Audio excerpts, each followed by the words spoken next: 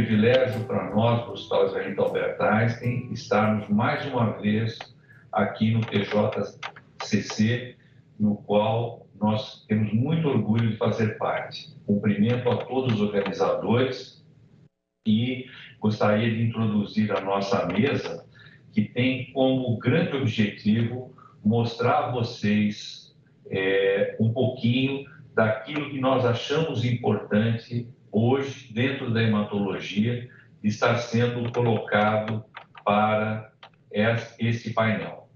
Então, em primeiro lugar, nós vamos falar um pouquinho sobre a parte de medicina integrativa de uma forma geral e teremos o privilégio de contar com a Maria Esther Massola, do nosso Departamento de Medicina Integrativa.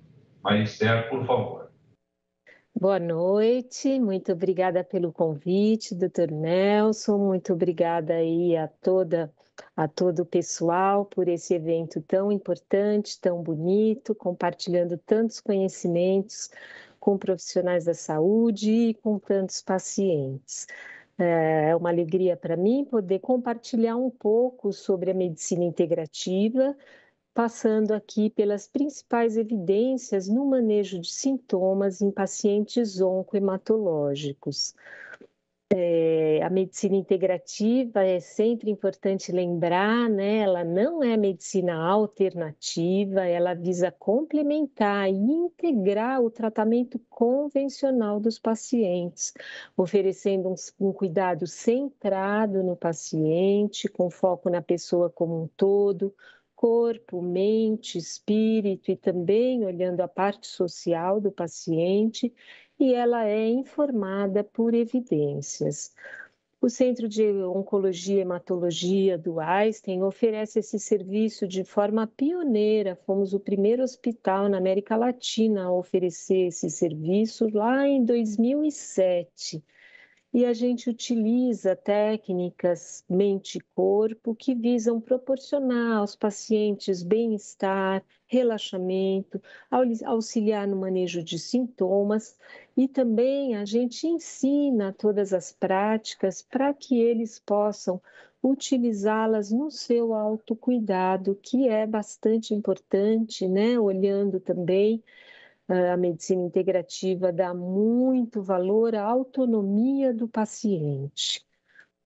Então, o nosso trabalho no Einstein, a gente oferece práticas baseadas na yoga clássica, nada de uma yoga maluca, não colocamos nenhum paciente de ponta cabeça, são posturas simples, fáceis, então trazendo alongamentos gentis para os pacientes, bastante trabalho respiratório, as respirações profundas e lentas trazem muita calma e bem-estar, também relaxamentos conduzidos pelos terapeutas e também as práticas meditativas.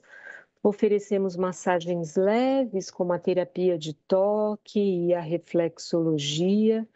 Todos os terapeutas são treinados em ferramentas de escuta empática, que têm um valor importante nos atendimentos, nesse cuidado humanizado, poder ouvir os familiares, ouvir os pacientes, ter um espaço para essa troca.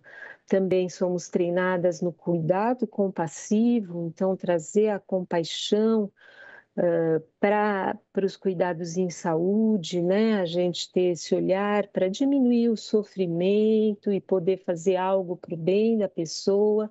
Importante na compaixão é que ela é sempre finalizada com uma ação que vai beneficiar o paciente, o familiar e beneficia também o próprio profissional de saúde.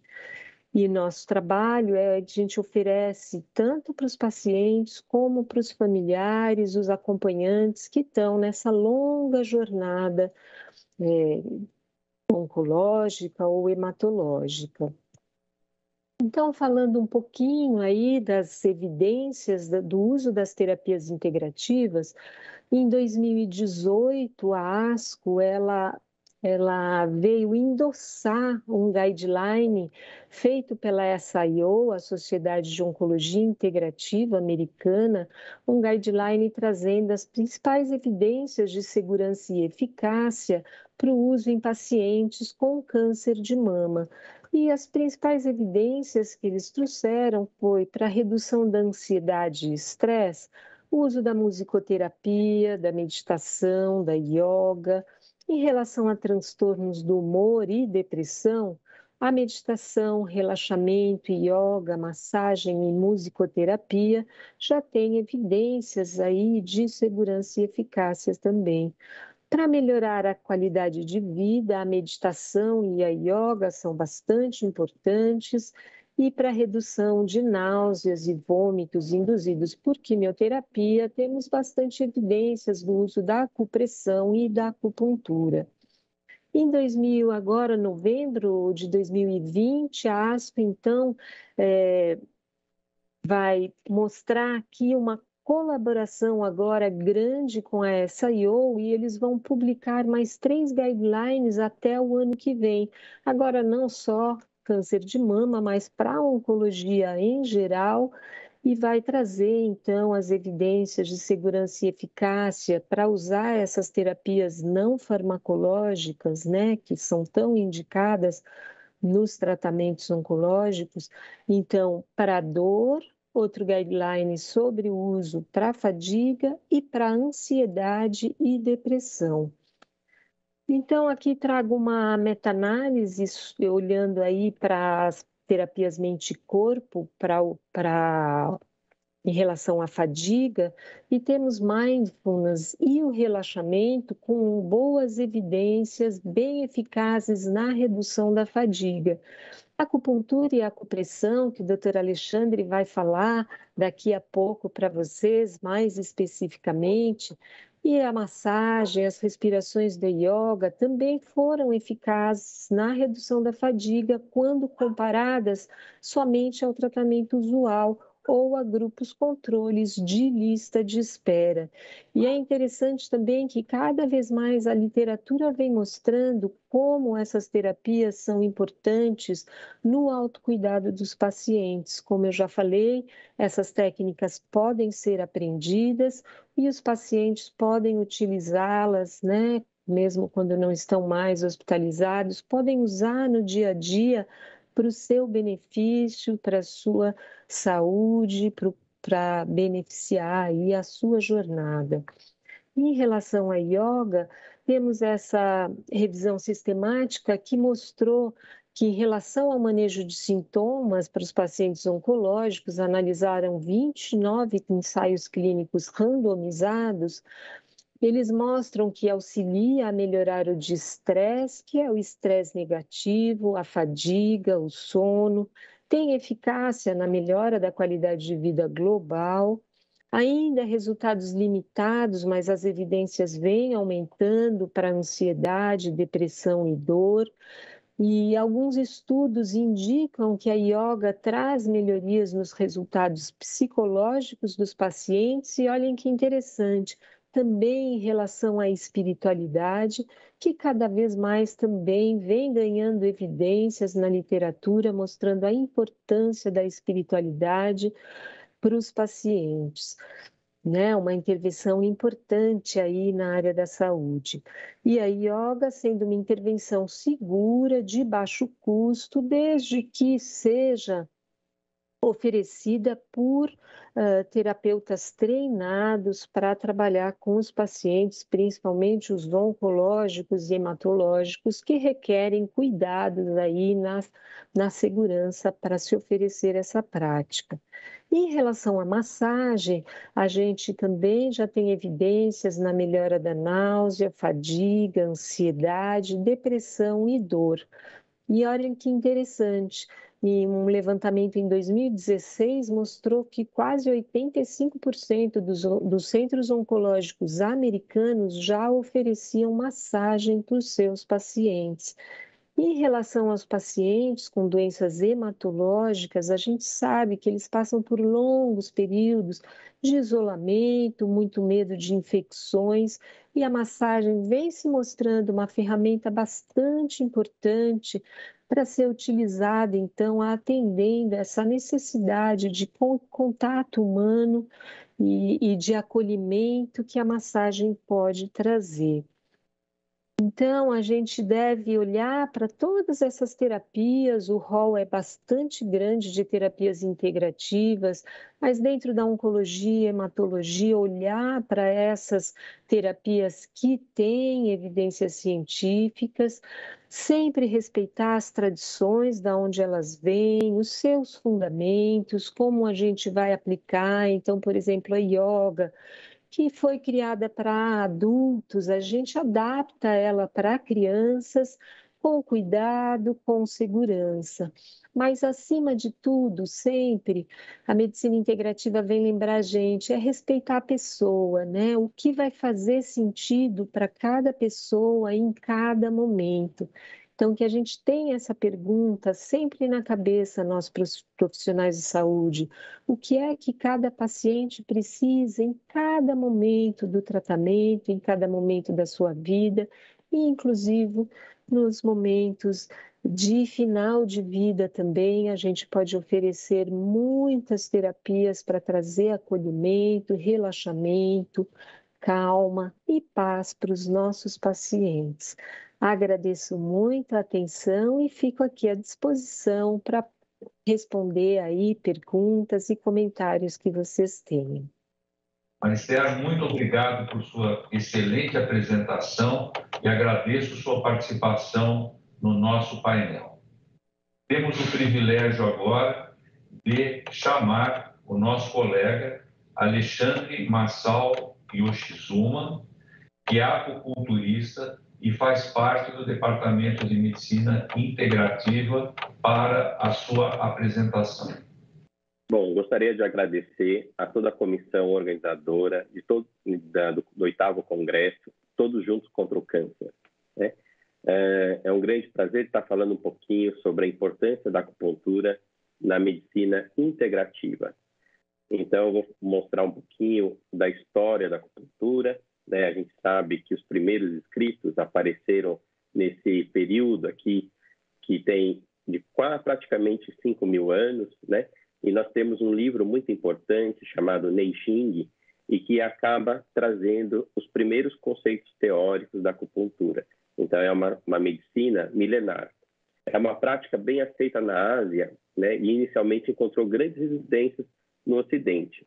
No entanto, essa situação mudou drasticamente com o advento de uma maior conscientização pública, a eficácia clínica, baixos efeitos colaterais e muitas evidências de pesquisa. Em relação às teorias da acupuntura, ela é baseada numa teoria chamada Yin-Yang, né, na qual se busca o equilíbrio e sempre trazendo a homeostasia para o nosso corpo. E toda vez que eu tenho um certo desequilíbrio, eu vou ter, obviamente, os sintomas e também a evolução das doenças. E temos também uma segunda teoria chamada 5 elementos, que é baseado no elemento água, madeira, fogo, terra e metal. E olha que interessante, cada elemento representa um órgão do nosso corpo. Então, a água representa o rim, a madeira o fígado, o fogo tem relação com o coração, a terra é o baço, pâncreas e estômago, e o metal representa o pulmão. Né? Obviamente que eu não vou trazer toda a teoria importante, mas eu queria trazer um pouquinho da importância da parte emocional nessa teoria dos 5 elementos. Você vai ver que o medo e a insegurança, em relação à teoria da acupuntura, acaba mexendo um pouco com a energia do rim. O fígado tem relação com a questão da raiva, irritação, nervoso e tensão. O fogo, que é o coração, tem uma relação direta com nossa ansiedade. O baço, pâncreas e estômago, que é a terra, tem relação com as preocupações e excessos de pensamento. E o metal representa o pulmão, tem relação com a tristeza ou melancolia. Observe que vivemos no momento com muita questão emocional, né? E cada emoção acaba afetando a função de cada órgão. Então, observe que a acupuntura, ela observa o sistema como um todo, tá?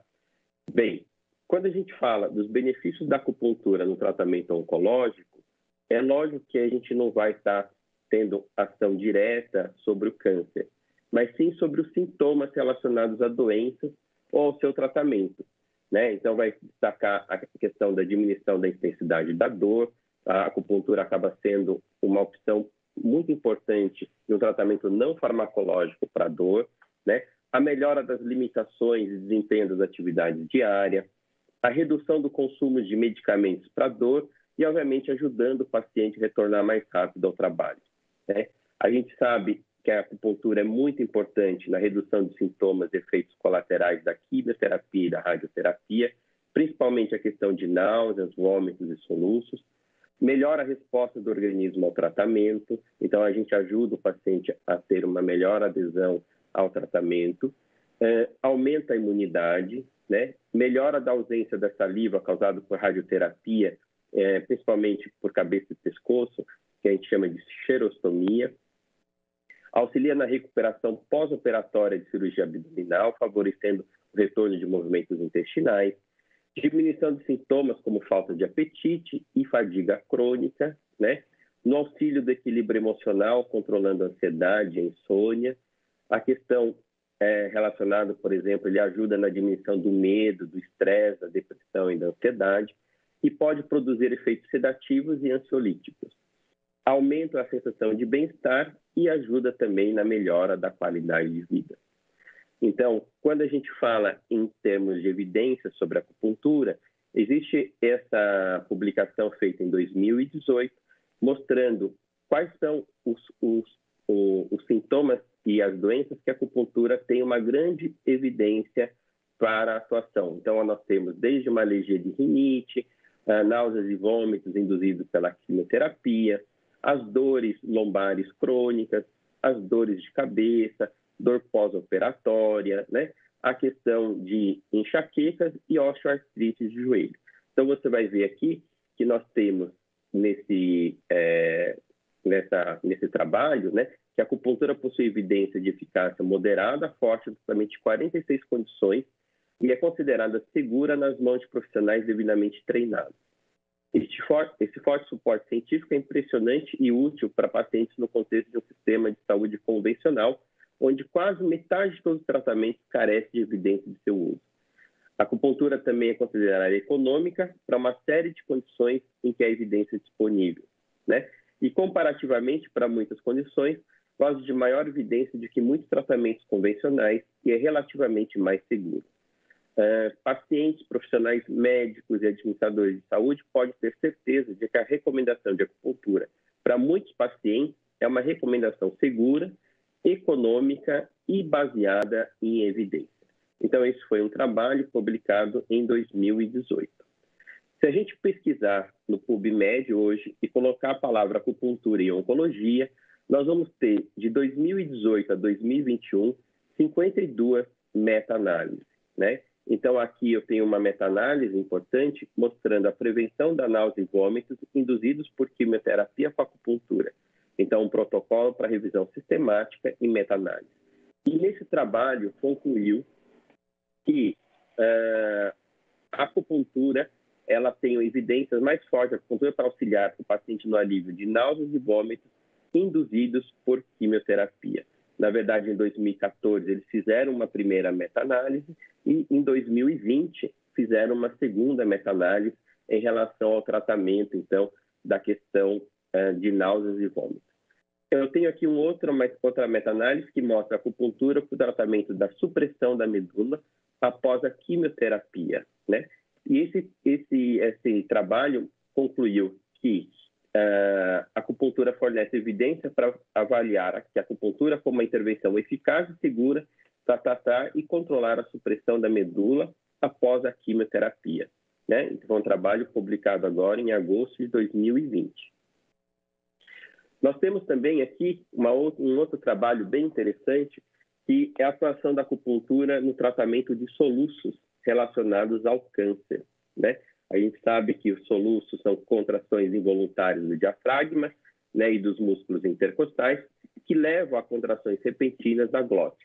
Então, a acupuntura é comumente usada e a estimulação do nervo vago e a interferência na condução do nervo frênico também são usados para tratar soluços, né?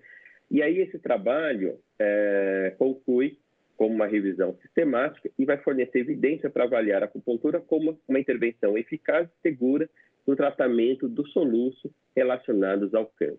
Na minha experiência, eu já atendi mais de 5 pacientes, na realidade, com soluços crônicos com acupuntura. Um outro trabalho que foi publicado agora, em 2021, olha só, é a utilização da moxa, que é um calor que a gente aquece os pontos de acupuntura, né? Que tem um efeito importante na qualidade de vida após a quimioterapia em pacientes com tumor maligno. E esse trabalho fornece evidências médicas baseadas na qual a moxa-bustão pode melhorar a qualidade de vida após a quimioterapia e reduzir as reações adversas da quimio em pacientes com tumores malignos. Essa publicação foi feita agora, em março de 2021. Nós temos também a atuação da acupuntura no tratamento de fadiga, né?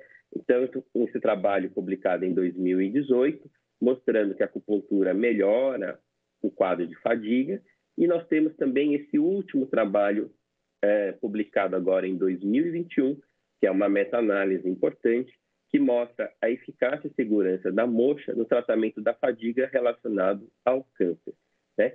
Então, os resultados desse estudo forneceu evidências confiáveis para a eficácia e segurança da moxa-bustão no tratamento de fadiga relacionado ao câncer. Então, uma publicação desse ano. Então, só para a gente finalizar a minha aula, é só para mostrar para vocês que são pacientes, profissionais de saúde, todos os materiais utilizados na acupuntura. Então, a gente utiliza, muitas vezes, as agulhas, né? Podemos utilizar a moxa, que é um calor que aquece os pontos de acupuntura. Temos também a moxa elétrica, então, quando a gente for fazer esse tipo de procedimento em hospitais ou clínicas, a gente dá preferência para uma moxa elétrica, para aquecer o ponto. Temos também a ventosa terapia, né? E para aqueles pacientes que têm medo e que muitas vezes a gente não pode estar usando agulhas, a gente vai usar laser como forma de estimular os pontos de acupuntura, ok? Fico à disposição, agradeço a participação do nosso congresso e fico à disposição para as eventuais dúvidas. Querido Alexandre, muito obrigado pela sua participação no nosso painel. Meu nome é Nelson Amerschlack e eu vou falar para vocês um pouquinho sobre pesquisa clínica, o que o paciente deve saber.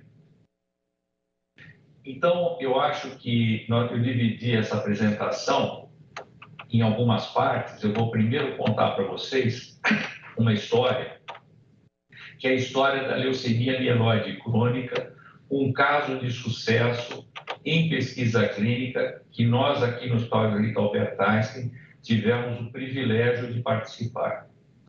Depois eu vou falar para vocês um pouquinho sobre o termo de consentimento livre esclarecido que é utilizado na pesquisa clínica, como lidar com eventos adversos, não conformidades e que vantagens tem um paciente na pesquisa clínica.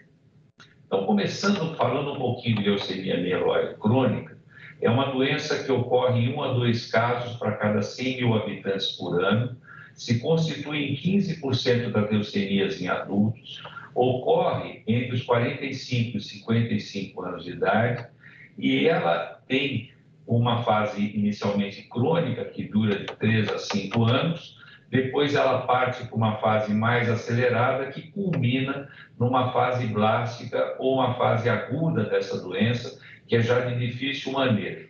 Felizmente, com os novos tratamentos, nós temos visto muito pouco fases avançadas da leucemia mieloide crônica. Uma questão interessante na leucemia mieloide crônica pode ser visto nessa figura, que mostra que ela é uma alteração entre 2 cromossomos. Ela tem uma troca de um pedaço do cromossomo 9 com um pedaço do cromossomo 22, criando essa fusão que foi descoberta no final dos anos 60, ou nos anos 60, na Universidade da Pensilvânia e, portanto, foi chamado de cromossomo Filadélfia, que tem o BCR e o ABL aqui juntos nesse cromossomo. Vejam que interessante o que aconteceu com essa doença no decorrer do tempo.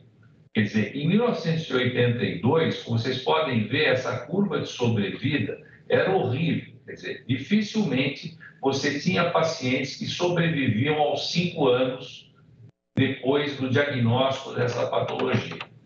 E o que nós fomos vendo é que, à medida que o tempo foi passando, não é?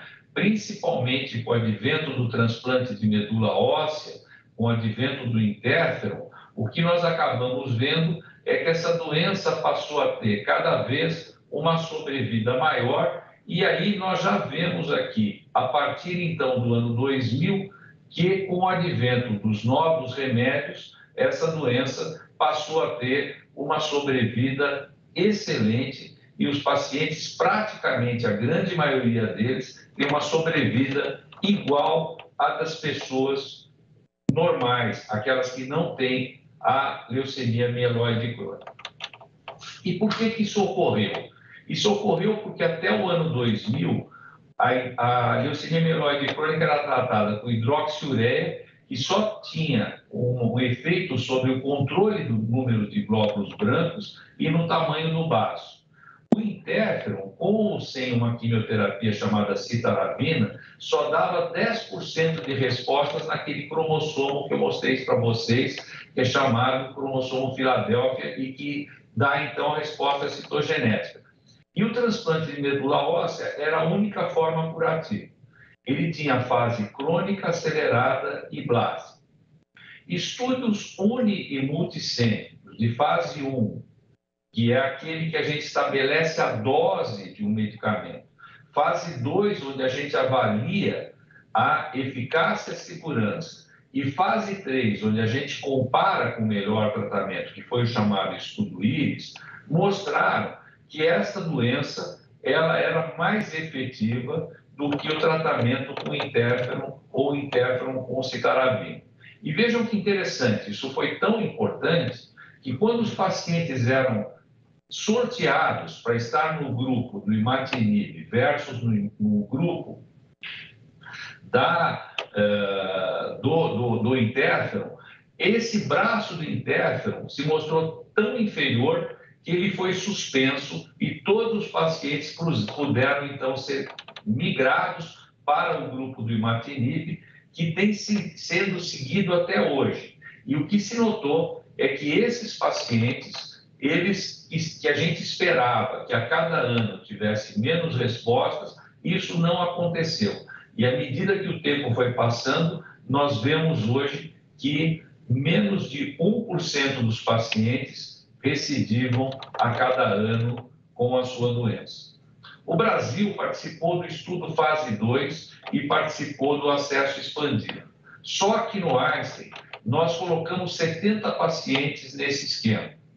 E todos eles utilizando o imatinib, que foi o primeiro inibidor de tirosina quinase, com respostas, como eu falei, de 90%.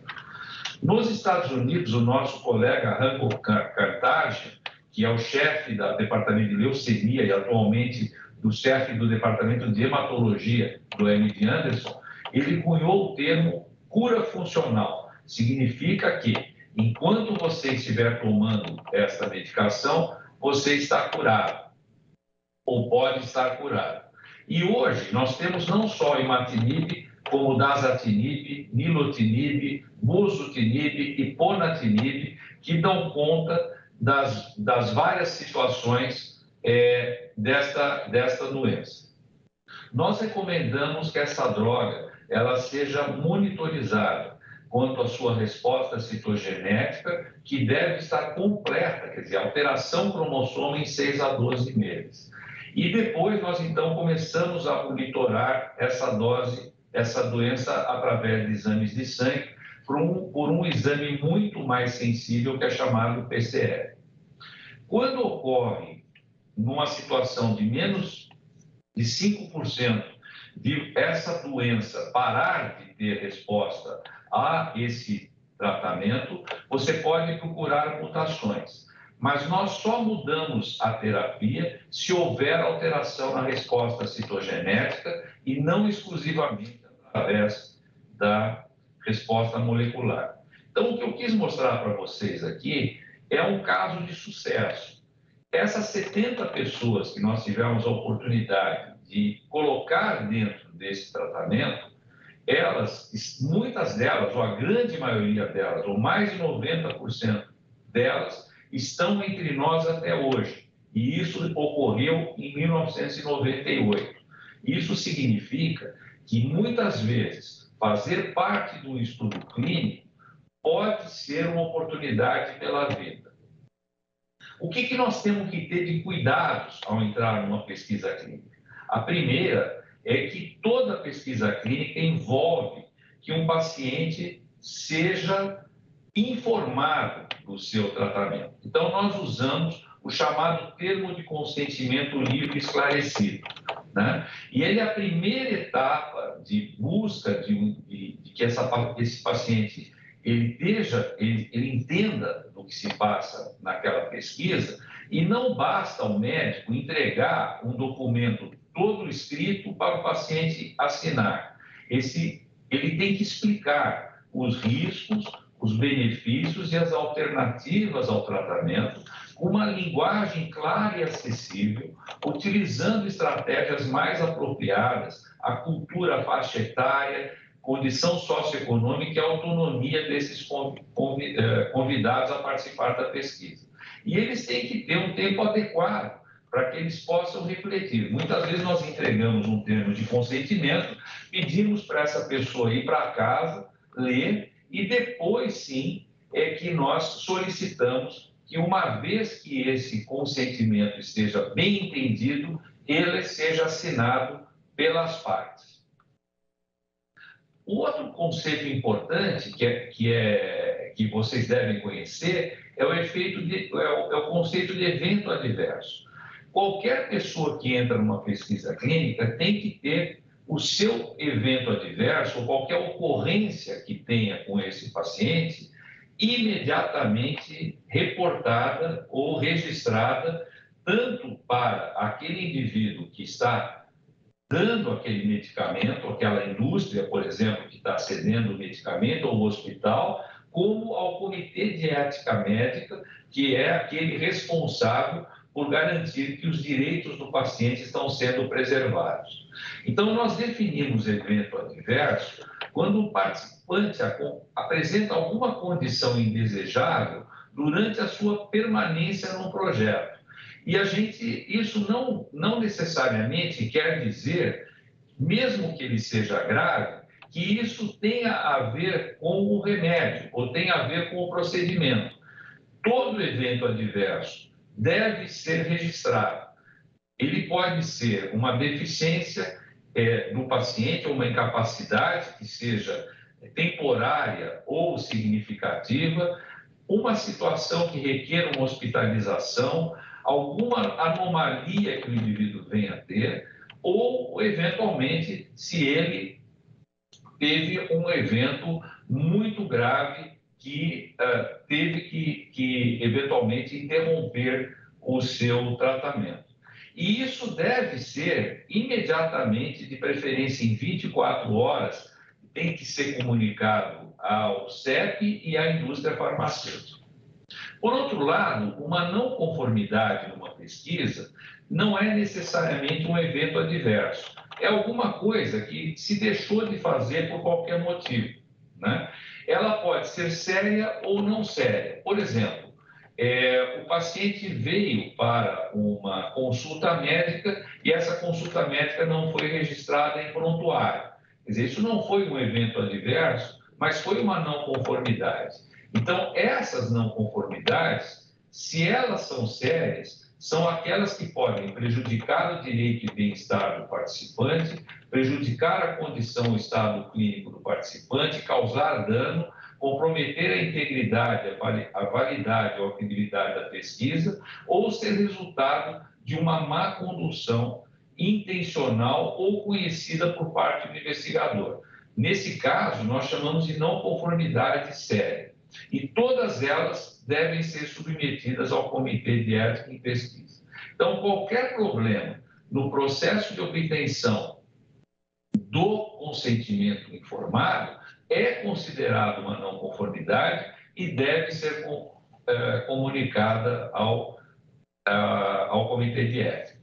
As responsabilidades do pesquisador são garantir a exatidão, integridade e legitimidade dos dados, seguir o protocolo exatamente como ele foi aprovado e manter uma lista com o nome de todos os pacientes, os seus prontuários e acrescentar data de nascimento para poder ter uma rastreabilidade. Controlar a qualidade dos equipamentos envolvidos, submeter resultados e relatórios parciais, informar o participante quando alguma coisa for detectada e que não seja normal e ter familiaridade com aquele produto ou procedimento que ele está utilizando. Por outro lado, para o paciente, como eu disse, a pesquisa clínica é uma oportunidade para um paciente oncológico poder ter acesso a determinada nova plataforma terapêutica que pode beneficiá-lo. Cria condições de evolução do tratamento em determinadas condições clínicas que podem beneficiar inúmeros outros pacientes. E é realmente realizado em um ambiente muito mais seguro do que um tratamento convencional. Por quê? Porque ele tem que ter consentimento, ele tem que estar informado, tem que ter controles clínicos e de exames rígidos, auditorias e publicações. Por isso, nós fazemos auditorias da sua aprovação no Comitê de Ética, se houve informação no paciente, se houve registro de consultas, se teve não conformidade do seu manejo e se teve o seguimento adequado e a segurança dos pacientes e dos dados. Aqui, então, vocês veem o que acabou acontecendo hoje. Quer dizer, naquela história que eu contei para vocês, nós não temos só um inibidor, mas vários inibidores de tirosina quinase de segunda e terceira geração. E pacientes hoje que têm a leucemia mieloide crônica, eles têm uma série de situações em que esse remédio é mantido por longo tempo, mas hoje nós já estamos fazendo um teste clínico para saber se nós podemos ou não descontinuar esse remédio dos pacientes. Então, veja onde nós já estamos. Nós já estamos hoje não só dando a medicação, como também verificando se é possível interromper.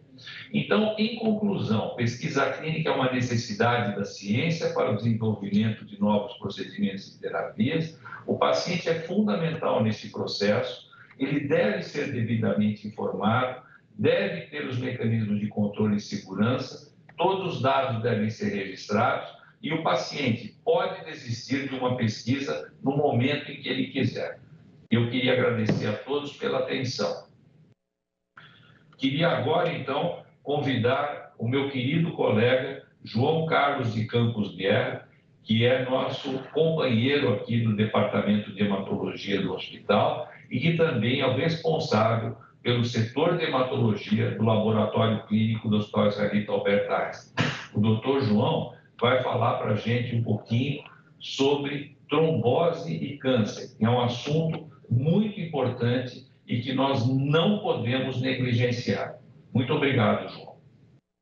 Olá, meu nome é João Guerra. Inicialmente, nossos agradecimentos pelo honroso convite em participar deste importante evento, Todos Juntos contra o Câncer. Coube a mim falar sobre trombose e câncer, importância de proteger o paciente. Vamos passar aqui. Tá. Então, eu vou falar um pouquinho sobre o conceito de tromboembolismo venoso, que essa é a palavra que engloba hoje duas doenças, né? A trombose venosa profunda e a embolia pulmonar. Então, a trombose venosa profunda, e conhecida como TVP, é quando ocorre a formação de um trombo nas veias profundas, né? E quando esse trombo ele se desprende aqui da veia e forma um êmbolo, ele vai entupir o vaso do pulmão. Então, isso chama-se embolia pulmonar, que é quando parte do trombo se desloca do local de origem e atinge a circulação pulmonar. E essa doença, ela pode ser fatal, tá? Então, se nós temos uma embolia maciça, esse paciente pode ter um êxito letal, pode matar o paciente. E por que é importante o tromboembolismo venoso? Porque é uma das principais causas de morte em todo o mundo. Então, estima-se que na Europa mate mais que 500 mil pessoas por ano, tá? Nos Estados Unidos, 300 mil mortes por ano. E em todo o mundo, né? E pelo menos 3 milhões de pessoas morrem dessa doença que em nosso meio. E como é que ela acontece, né? Então, nós temos aqui as causas do tromboembolismo venoso. Então, ninguém trombosa por fatores de risco. Então, são fatores de risco que se somam. Então, a estase, né?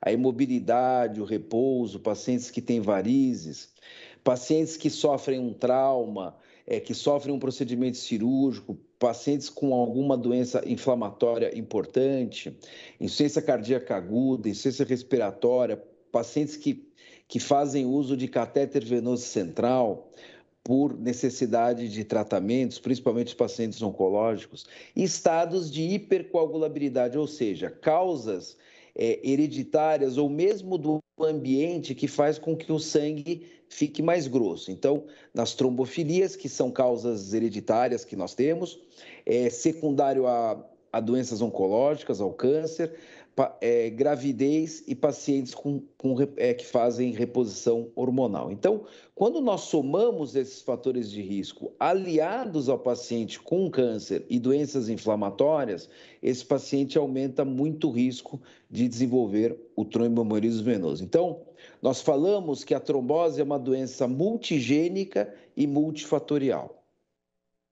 E por que é importante nós termos em mente de cuidar do paciente com câncer com relação a essa doença? Porque 20% de todos os casos de câncer podem desenvolver trombose.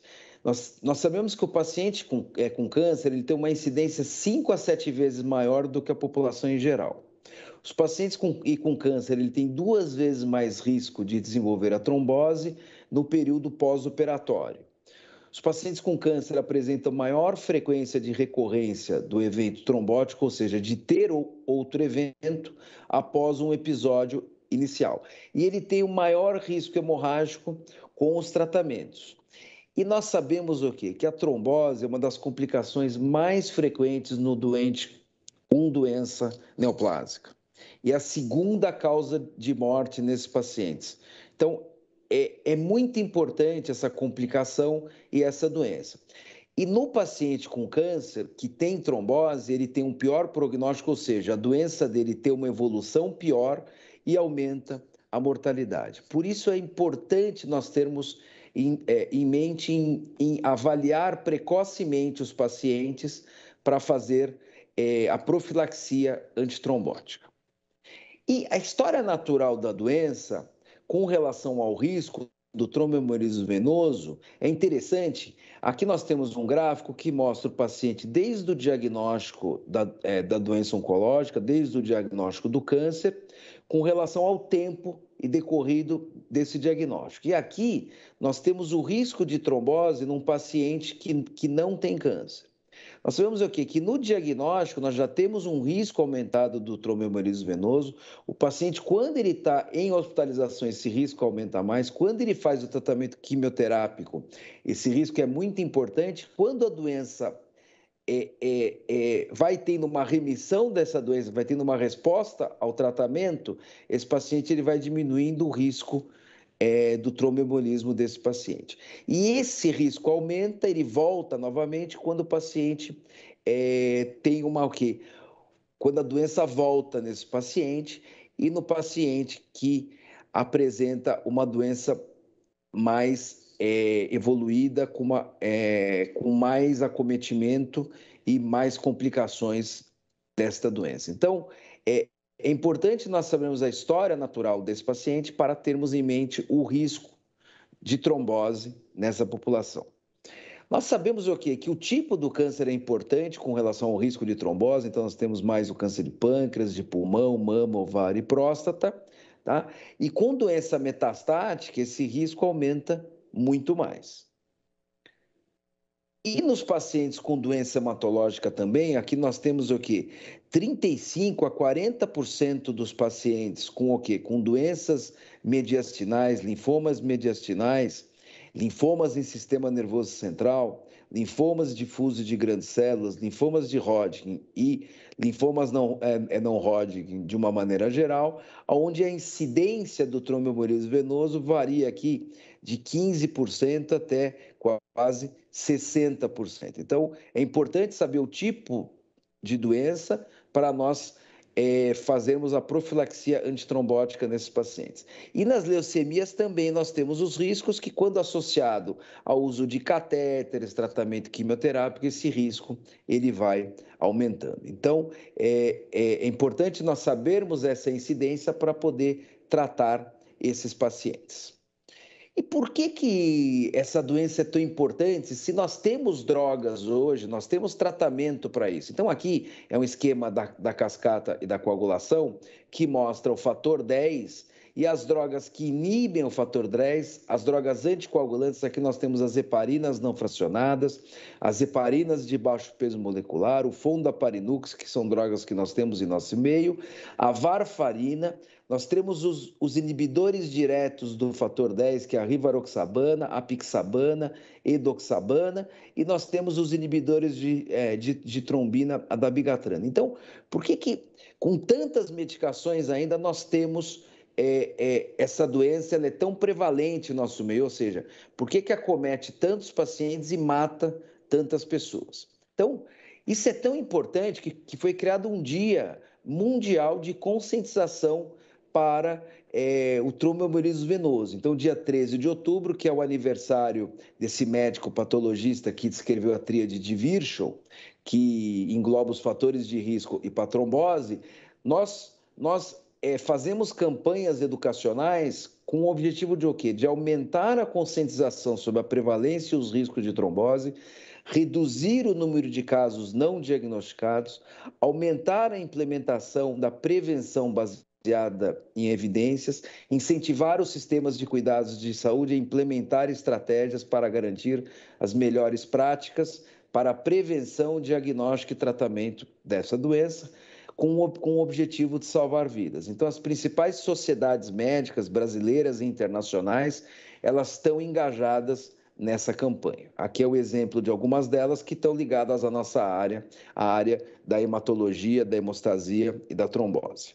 Então, folhetos como esse tentam conscientizar a população, mostrando o quê? Que a cada 37 segundos uma pessoa no mundo morre por causa de um evento, de um coágulo sanguíneo em algum vaso e do organismo. Mostrando para a população em geral os sintomas da trombose venosa profunda na perna, que causa dor, inchaço, vermelhidão diária, dilatação das veias e a pele fica quente ao toque.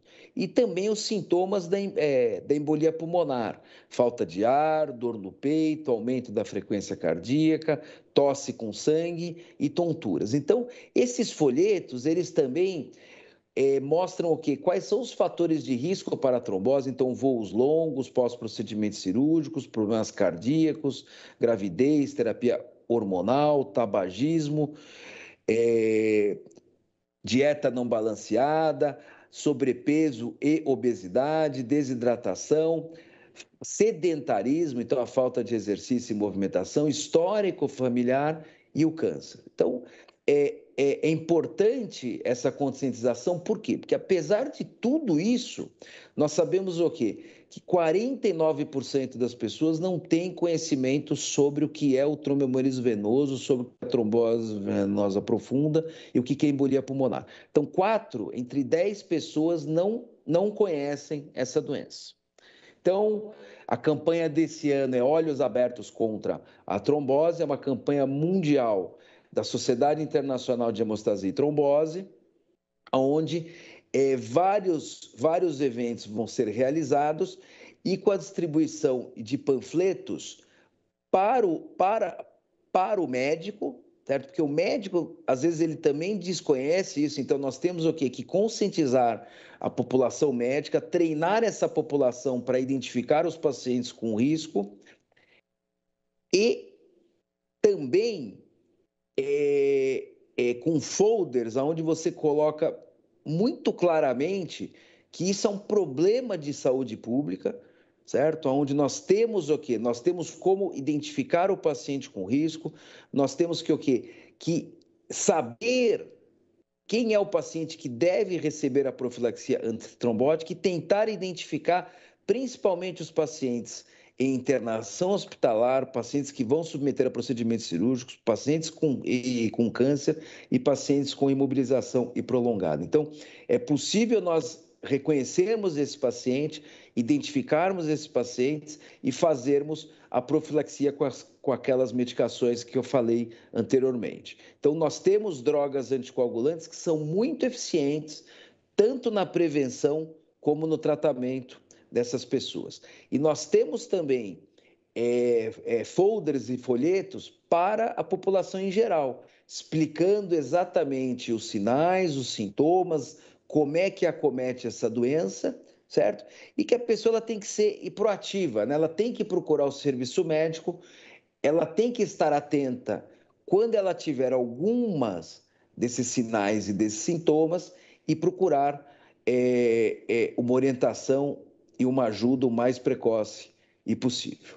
Então, e tem um panfleto específico para paciente com câncer, tá? Por quê? Porque nós sabemos o quê? Que o risco desses pacientes aumentam 4 a 6 vezes mais. Então, o paciente com câncer é um paciente que deve ser muito cuidado e estarmos muito atentos com relação ao risco do tromboembolismo venoso. Por quê? A evolução é pior da doença, do tratamento, e o risco de morte desse paciente é muito mais elevado do que na população em geral. Então, é importante nós identificarmos esses pacientes e estarmos atentos para estas orientações. Então, eu finalizo agradecendo a oportunidade de estar aqui falando com vocês. O Einstein está muito atento a esse fato, tanto que abriu esse espaço nesse importante congresso, Todos Juntos e contra o Câncer, porque é algo que tem que ser alertado. Nós temos que fazer um trabalho intenso dentro da comunidade científica, certo? E nós temos esses canais aqui, como o Hematolog, que enfatiza os cuidados do paciente com relação a esta situação. E muito obrigado a todos, e eu finalizo e colocando-me à disposição e para perguntas. Eu queria agradecer o Dr. João Carlos de Campos Guerra pela sua brilhante exposição e queria aproveitar esse momento para, então, finalizar esse nosso simpósio no Hospital Israelita Albert Einstein, no TJCC, e deixar em aberto para questões ou comentários de todos vocês. Muito obrigado.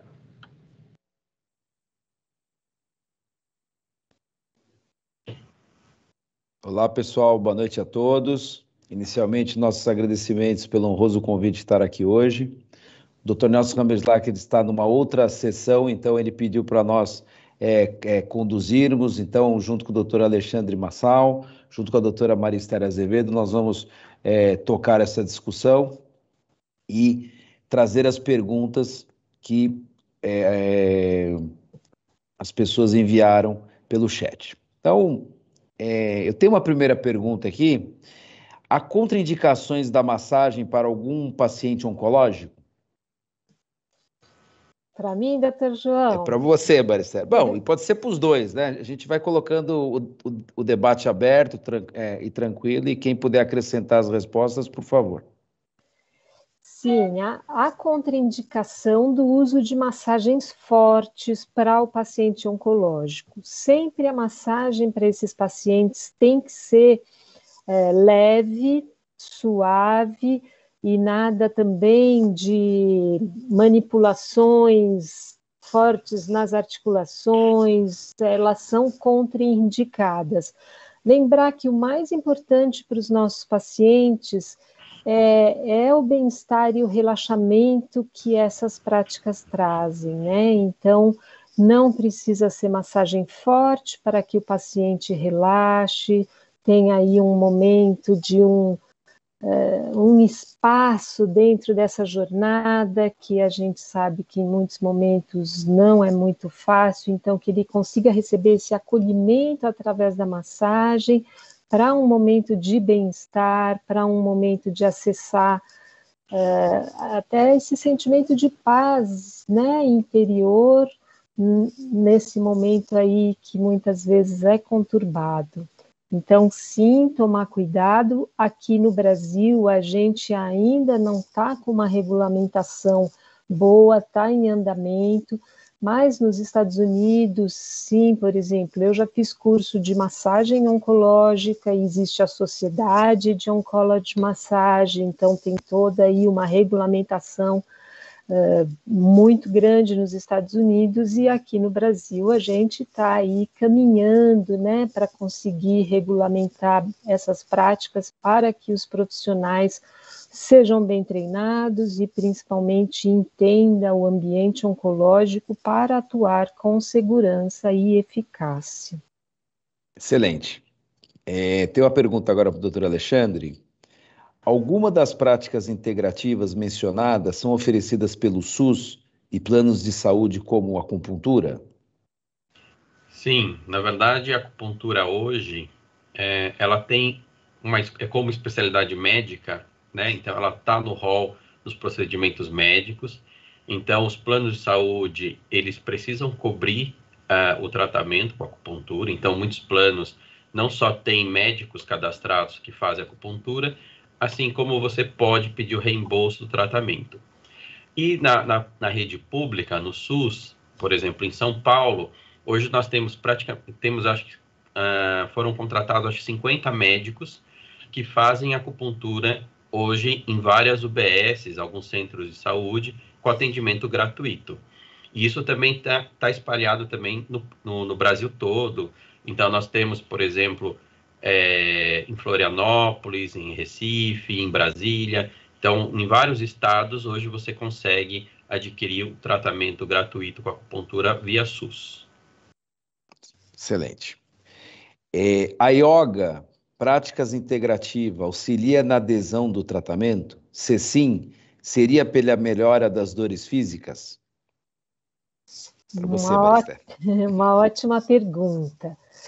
Todas essas práticas, sim, podem ajudar o paciente na adesão, nesse sentido que eu já falei, como na massagem, né? Os estudos, como vocês viram na apresentação, as evidências são aí em relação ao relaxamento, ao bem-estar e ao manejo da dor, da náusea, e vai depender do paciente, né? Cada pessoa vai reagir a essas práticas, né? Cada um aí a seu modo, mas o que a gente vê na prática é que sim, eles se beneficiam muito, e inclusive no hospital, né, que a gente oferece aos nossos pacientes, eles sempre falam, nossa, vou poder fazer yoga aqui no hospital, receber uma massagem, e só esse momento de dar esse espaço para ele estar com calma com ele mesmo,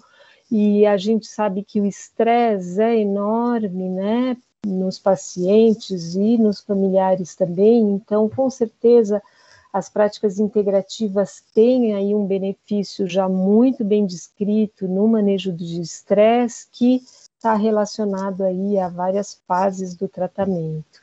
Não sei se o Dr. Alexandre quer complementar. Sim, na verdade, hoje você pode associar várias modalidades terapêuticas em relação à medicina integrativa, né? A gente acaba atuando, eu como acupunturista, em alguns pacientes oncológicos, tá certo? Então, eu acho que acaba sendo uma ferramenta que a gente vai ajudar, principalmente, a controlar os efeitos colaterais dos tratamentos de quimio e radioterapia, melhorar a questão do bem-estar e diminuir também o número de analgésicos, por exemplo, reduzindo a dor. Então, isso é interessante. Excelente. Tem algumas perguntas aqui das aulas do Dr. Nelson que eu vou deixar para o final, porque ele disse que talvez fosse tentar entrar, senão eu, por minha conta e risco, eu vou respondendo aqui. Então, vamos tocar aqui. Qual o papel do familiar na medicina integrativa? Acho que isso é para os dois. Por favor. Tá, então eu vou começar. É muito importante, né? A gente sabe que em todos os tratamentos de saúde complexo, né, e o tratamento oncológico, o familiar tem um papel fundamental, porque ele acompanha toda a jornada, e quando o paciente está internado, ele é que geralmente recebe primeiro aí as notícias e como passar, como transmitir, como estar o tempo inteiro ali com o paciente.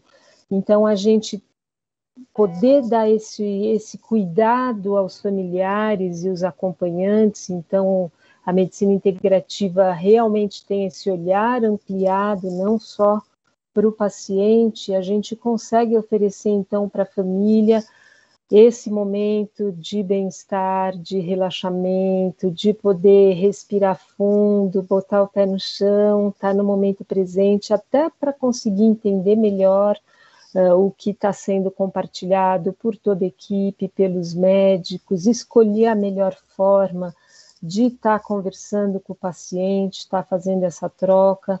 Então, a gente tem visto que sempre muito bem-vindo. A medicina integrativa está sempre aí acompanhando e acolhendo todos os familiares. Você quer complementar, Alexandre? Sim. Na verdade, eu posso complementar com uma experiência pessoal. Na verdade, em 2013, a minha esposa teve uma leucemia, né? Então, ela ficou internada no hospital. E eu era o acompanhante, na verdade. Então, eu dormia todas as noites no hospital com ela. E, obviamente, como eu já praticava acupuntura, já faço acupuntura há muito tempo, eu via o sofrimento não só dos outros pacientes, dos familiares, e, obviamente, também até da parte da enfermagem toda. E foi aí que eu comecei a fazer acupuntura no hospital, né? Na verdade, eu comecei fazendo nos enfermeiros, auxiliares e tal, e fui atendendo um ou outro paciente que a gente pegou amizade. E atualmente, quando a gente faz acupuntura no hospital, eu geralmente, a própria acompanhante pede também acupuntura, né? Então, eu já aproveito e já agulho tanto o paciente quanto, às vezes, o acompanhante que está do lado para fazer esse tratamento, né? E, normalmente, quando eu começo o tratamento, eu falo assim, olha, eu já passei por isso, já sei o que você está sentindo, né? Então, a experiência pessoal também traz esse conhecimento aí que pode ajudar muito a enfrentar essa dificuldade que a gente está passando nesse tratamento aí. Doutor João, posso complementar mais uma coisa? Claro. Né, eu trabalho também especialmente na pediatria, e a gente vê como é importante, né, dar apoio para esses pais que estão com uma criança em tratamento, que passam aí por momentos tão difíceis e ao mesmo tempo tendo que acalmar a criança, manter aquele, né, a brincadeira, o entretenimento. Então, quando a gente entra e oferece essas práticas para os pais, para as mães, assim, você vê que é aquele momento que eles ficam esperando a gente chegar, as crianças até falam, puxa, minha mãe estava te esperando, e aí é um momento que eles conseguem fechar os olhos, sabe que a gente está cuidando da criança e pode dar esse cuidado a eles para se acalmar, para poder refazer um pouco aí a energia, a disposição. Então, só para complementar. Tá ótimo. Eu vou responder aqui umas perguntas sobre o tromboembolismo venoso, sobre a trombose. Então, tem muita dúvida com relação como é que você identifica, né? Então, quando o paciente chega no hospital hoje, é feita uma série de perguntas para ele que avalia o risco dele ter trombose. Com isso, idade, imobilidade, passado cirúrgico, outras doenças, infarto, derrame, insuficiência cardíaca, uso de hormônio. Então, são feitas uma série de perguntas que às vezes até a enfermagem que faz. E com isso a gente calcula o risco que esse paciente tem. Então ele tem um risco baixo, moderado e alto. Quando o paciente ele tem uma doença oncológica associada, ele sempre já cai para um risco mais alto, tá? Então, nessa hora, você tem que pesar custo-benefício de fazer o quê? É a profilaxia, ou seja, de você dar um remédio que possa evitar o risco de trombose. Geralmente, no paciente oncológico, a gente usa as heparinas subcutâneas, aquelas que aplicam na barriga, né? Porque os comprimidos, às vezes, o paciente oncológico, ele está com náusea, vômito, então a gente evita dar medicação via oral, então a gente faz os tratamentos com heparina subcutânea para fazer o quê? A profilaxia para afinar um pouco o sangue dele para evitar esse risco de trombose. Então essas medicações elas são eficazes, elas são eficientes, tá? Nessa fase aguda, não adianta ficar fazendo muito exame, né? O score que é feito é o mais importante. Na hora que você classifica que tem risco aumentado, você tem que fazer a profilaxia. E aí você pesa custo-benefício do risco de trombose para o risco de sangramento. O que eu posso falar é que morre muito mais gente de trombose do que de sangramento. Então, às vezes a gente tem medo do sangramento, mas a gente tem que ter mais medo da trombose. Então, hoje, se organizando os serviços, é possível a gente fazer a profilaxia de uma maneira sistemática. A equipe multi está preparada para isso, assim, as enfermeiras são treinadas para isso. O médico ele tem que preencher um questionário e também a avaliação do risco trombótico desses pacientes nos hospitais que têm esses protocolos que hoje a maioria dos hospitais tem. Então, hoje é possível fazer uma prática segura.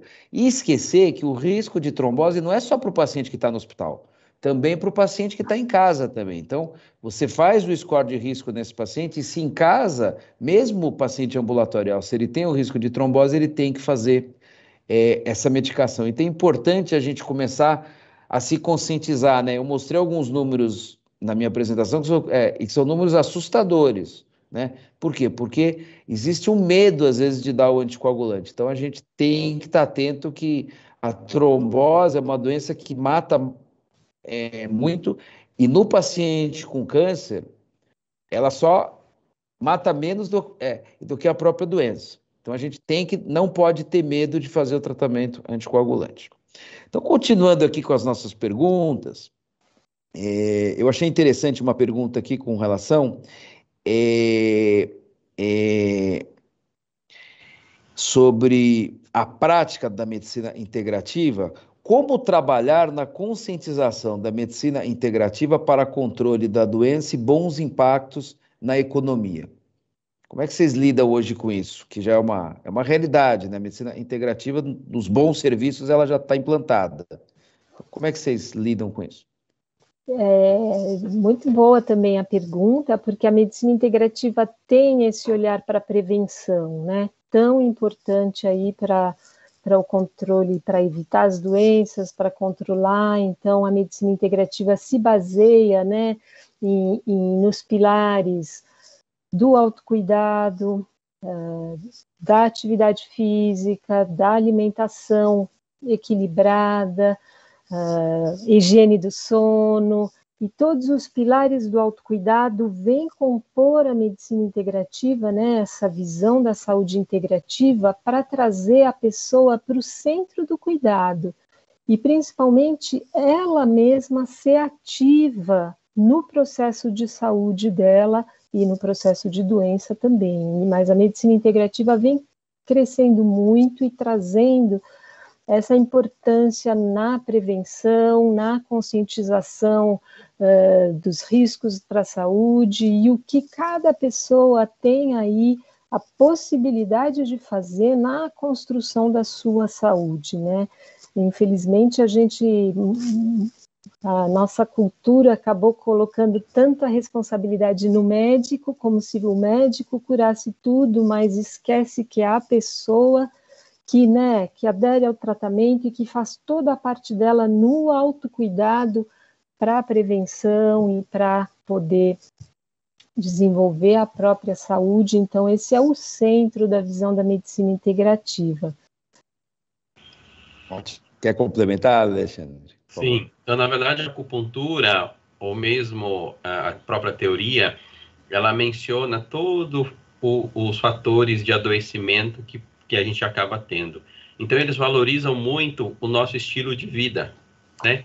Que envolve desde hábitos alimentares, a questão da atividade física, a meditação, né? A respiração, que são comportamentos que a gente precisa cuidar. E também a parte até emocional, né? Então, o estresse que você passa, os medos, as suas ansiedades, as preocupações, todas elas são fatores de desequilíbrio para o corpo. Então, se você conseguir evitar que esses fatores todos evoluam o desequilíbrio, obviamente que você evita não só a progressão da doença, e se ela aparece de uma forma mais branda. E aí é o nosso papel para ajudar o paciente. Excelente. Tem uma pergunta aqui sobre os anticoagulantes orais, se eles são mais eficazes do que os subcutâneos, ou todos são eficazes para os pacientes oncológicos. Todos são eficazes para o paciente oncológico, tá? O que muda é a fase do tratamento. Assim, é como eu falei, né? Você não vai dar uma medicação via oral para um paciente que está com náusea, que está vomitando. Então, você opta por uma medicação parenteral e subcutânea ou endovenosa. Então, essa escolha é importante, mas as medicações hoje, via oral, elas são muito eficientes, principalmente daqueles anticoagulantes diretos. Então, os anticoagulantes diretos, eles funcionam como a injeção. Então, para o paciente ambulatorial, eles são uma grande estratégia, né? Que é uma picada a menos para um doente que toma já um monte de picada, né? Então, você pode usar essas medicações, já tem vários trabalhos científicos liberando essas medicações para o paciente oncológico. Os comprimidos são muito eficientes. Então, tudo depende da fase do tratamento e você precisa combinar com o seu médico a melhor estratégia. Eu vou responder aqui umas perguntas que foram feitas para o Nelson. Vocês podem até me ajudar, né? Em casos de dúvidas do termo de consentimento livre e esclarecido, o paciente tem um apoio de profissional para esclarecer as dúvidas? Seria o próprio médico responsável? Sim. Então, geralmente, nos centros de pesquisa clínica, você tem, as pessoas estão capacitadas para tirar as dúvidas. O médico responsável, né, geralmente consta até o telefone dele. Quando você assina o termo de consentimento, está lá, né? Médico, pesquisador responsável e com o telefone. Mas na prática, a gente tem as enfermeiras responsáveis também, que participam dos estudos, elas estão capacitadas para tirar as dúvidas, né? Mas o médico responsável é o que pode e deve esclarecer todas as dúvidas. Também tem uma pergunta sobre a responsabilidade do pesquisador após a Lei Geral de Proteção de Dados mudou muito. O que mudou muito foi o rigor dos comitês de ética. Isso mudou muito agora com a nova lei de proteção de dados, onde você tem que garantir o anonimato da pessoa, né? Então, você tem que garantir que essa pessoa ela não vai ser identificada e que isso não vai se tornar público. Então, ficou mais rigoroso esse aspecto. Aí tem algumas dúvidas sobre leucemia mieloide crônica, que eu prefiro não entrar em detalhes, porque a aula do Dr. Nelson foi sobre pesquisa clínica, né? Ele deu um exemplo que foi uma pesquisa de leucemia mieloide crônica, então eu peço que, por favor, as pessoas tirem as dúvidas com seus médicos específicos sobre a doença em si. Bom, então agora nós temos tempo para conversa entre nós aqui, eu não tenho mais novas perguntas. Eu gostaria de saber dos colegas, como é que vocês estão vendo isso na prática, a aceitação da medicina integrativa com relação... Eu tenho certeza que os pacientes adoram, né? Porque é uma coisa que traz bem-estar, é uma coisa que traz um outro modelo de tratamento, dá um equilíbrio para o paciente, mas como é que vocês veem os outros médicos? Já é algo que vocês que estão nisso desde o início, né, que devem ter tido muita barreira, muito preconceito, tudo. Como é que vocês veem hoje a comunidade médica lidando com a medicina integrativa? Posso começar, Alexandre? Claro. É uma caminhada, uma construção, né, doutor João? Mas a gente vem ver que ano a ano os médicos se interessam mais. O nosso serviço tem 14 anos. No início do serviço, a gente andava com uma listinha dos médicos que não deixavam a gente atender os pacientes. Hoje em dia, muito pelo contrário, todos, né, muitos chamam a gente e, por favor, acompanhem o paciente. E a gente tem uma pós-graduação, né, em Medicina Integrativa no Einstein. No começo, Dr. Paulo de Tarso tinha que convidar médicos da Bolsa para os médicos participarem, foi assim na primeira turma, na segunda turma. Temos alegria, hoje até está começando a 23ª turma do nosso curso, e já faz uns 4, 5 anos que a média de 70% a 80% dos alunos são todos médicos, procurando essa nova abordagem, né, essa visão do paciente como um todo, e fazendo algo que já vem se desenvolvendo muito, é entender e agregar cada vez mais a importância aí da equipe multi, né, que a gente vem fazer parte também. A medicina integrativa é interdisciplinar, então trazer esses profissionais para participar no tratamento, sempre com esse olhar centrado na pessoa.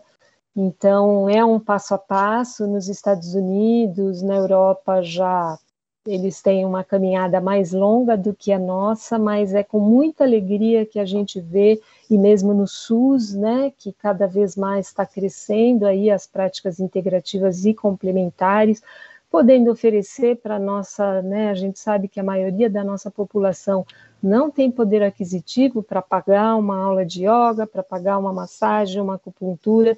Então, é muito bom que o SUS está oferecendo. A gente tem que melhorar muito a regulamentação dessas práticas para que realmente os pacientes recebam profissionais bem formados e para que essas práticas sejam oferecidas com segurança e eficácia.